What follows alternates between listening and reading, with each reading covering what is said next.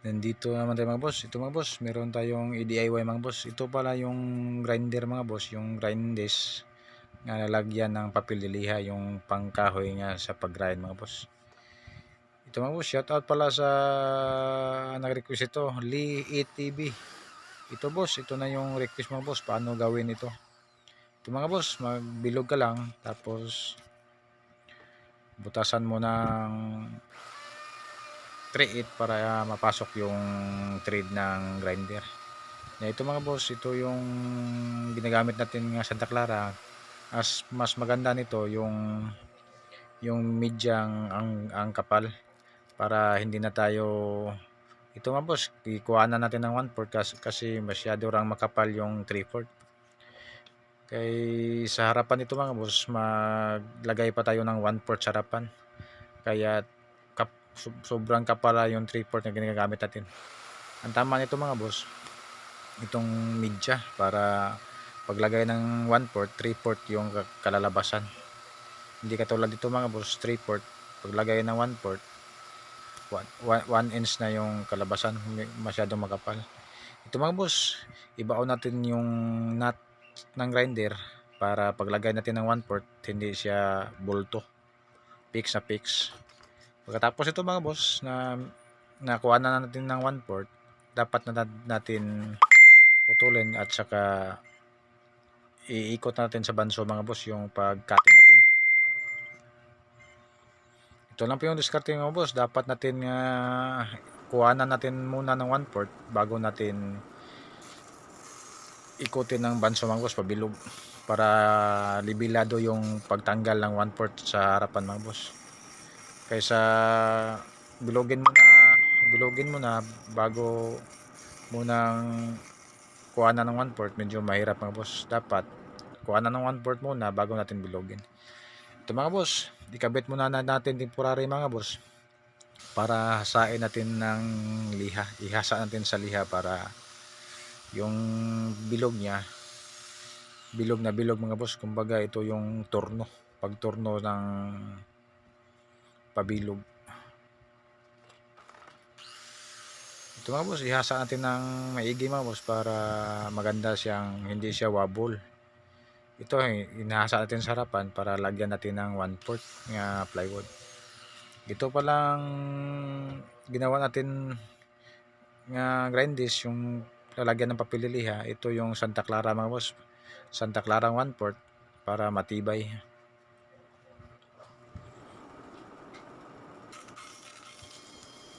Tapos ibanso natin mga boss para andali lang yung paikot.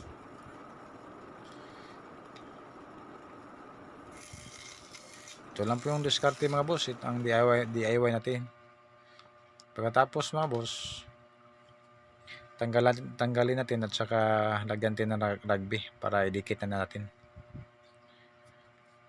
At saka ito yung lalim ng lagyan ng nut ng grinder, dapat lagyan din natin ng rugby para hindi na siya gagalaw sa ilalim. Pag kabit natin sa grinder, hindi na siya maikot sa sumabay sa grinder. Pag nakadikit na yung sa ilalim, hindi na siya sasabay sa pag-ikot sa grinder. Then pagkatapos mga boss, ito pala yung diskarte mga boss, madali lang yung pagtuyo ng rugby. Kailangan mo lang ng sindihan para seconds lang yung pagtuyo niya, hindi paabutin mo ng patuyuin ng rugby mga 15 minutes or 10 minutes, medyo matagalan tayo. Kailangan mo lang sindihan para madali lang matuyo. Ito lang po yung diskarte namin mga boss, kailangan ng sindihan para matuyo. Ito mga boss, idikit na natin. Naglagay tayo ng marking dyan kasi sa pag-ikot ng paghasa natin, yan na yung pasada niya, dapat lagyan ng marking. Ito nakadikit na siya mga boss, dapat natin pukpukin. Maglagay lang tayo ng kumbaga yung para pukpukin natin na hindi siya masira yung ginawa nating grindis ng papililiha. Ito lang yung DIY natin mga boss, hindi katulad ng iba nga merong sa gitna merong butas para para pag lock nila, hindi meron silang makapitan sa nut. Ang sa atin mga boss, iba ito kasi nakabaon sa ilalim yung nut. Ito mga boss, pagkatapos ng mga boss ng paggamit natin ng liha, yung pag-ikot niya, bilog na siya, hindi na siya gagalaw. Yung kumbaga mga boss, hindi siya gagalaw. Lagyan natin ng karton. Dalawang karton mga boss. Idikit natin. Gaya ng una mga boss. Ito yung diskarte natin. Ang madali lang matuyo, kailangan sindihan. Tignan niyo mga boss, paano natin ginagawa.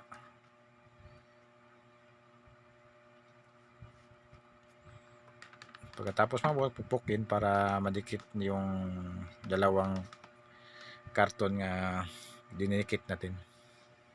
Then pagkatapos dito naman sa ginagawa nating grindis nga kahoy. Sindihan ulit mga boss para madali. Pag hindi na siya hindi na siya kumbaga mga boss, hindi siya apoy, tuyo na yan.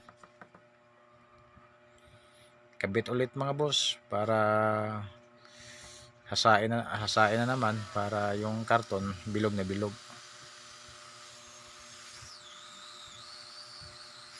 Ito na boss, mas magandang mayroong karton mga boss kasi yung pag-grind natin mga boss, hindi siya tagtag. Pag-grind mo ra siya may kumbaga mga boss, po hindi siya tagtag pas bounce yung pag-grind natin. Hindi siya kagaya ng walang karton mga boss. Ang bating gamitin parang mantagtag. Ito mga boss, pag mayroong karton, ang ganda ng bounce niya. Parang mayroong kumbaga mga boss, pero parang mayroong rubber. Ito lang po yung diskarte mga boss. Sindihan na natin ulit. Pag hindi na siya apoy, ito yun na yan. Ito mga boss, subukan lang niyo mga boss paano natin ginagawa mga boss. Hindi katulad ng iba mga boss, butasan yung sa gitna ng liha para hawakan ng nut ng grinder. Ito mga boss, maraming salamat mga boss. Follow, like, and share mga boss sa ating FB account mga boss. At saka subscribe naman mga boss sa ating YouTube channel mga boss. Hanggang dito lang mga boss. Maraming salamat.